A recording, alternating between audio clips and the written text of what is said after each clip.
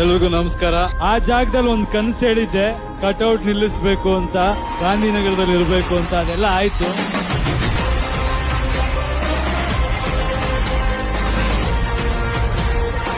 ಈಗ ಹೇಳ್ತಾ ಇದ್ದೀನಿ, Kannada industry, Kannada cinema,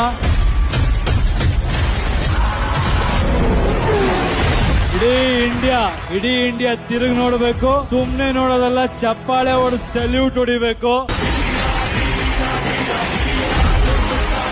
KGF ಇಷ್ಟು ದೊಡ್ಡ ಸಕ್ಸಸ್ ಕೊಟ್ಟಿದ್ದೀರಾ, ಈಗ ಸುಮ್ನೆ ಅದನ್ನ ಇಟ್ಕೊಂಡು ಮಜಾ ಮಾಡ್ಕೊಂಡು ನಾವು ಮನೇಲಿ ಕೂರಕ್ಕಾಗತ್ತಾ? KGF 2, KGF 1 ತುಂಬಾ ಚಿಕ್ಕದು ಅನ್ನೋ ಫೀಲ್ ಕೊಡಂಗ್ ನಾವು ಮಾಡಬೇಕು ಅಂತ ಇದೀವಿ.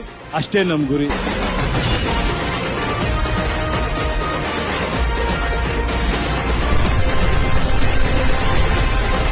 ಬಿಸ್ನೆಸ್ ಮಾಡೋಣ.